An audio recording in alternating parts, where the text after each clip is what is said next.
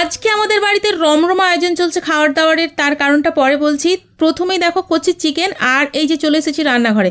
তারপরে করব মাছের ঝাল, এটা কিন্তু সিলভার কাপ মাছ, যেটা কিন্তু আমার বর একদমই খায় না। তার উপর এখন ভাত খেতে বসলেই একটু টকটক কিছু খেতে ইচ্ছা করে, সেই জন্য মাকে বলেছিলাম চালতা পাড়তে যেতে। দেখো ওই যে দূরে গাছটা দেখতে পাচ্ছ, ওটাতে একদম ভর্তি চালতা, আর সেই জন্যই বানাবো আজকে চালতার ডাল, তার সাথে হবে মাছের ঝাল। আর হ্যাঁ, আমিও কত চালাক, মাছের ঝালের যে মশলাটা রয়েছে ওটা দিয়েই বরের জন্য বানিয়ে নেব ডিমের ঝাল। সেই জন্য প্রথমেই আমি মশলাটাকে কষে নিয়েছি, কষে আমার হাজবেন্ডের জন্য মশলা কিছুটা তুলে রেখেছি, তারপরে করে নিচ্ছি আমাদের জন্য।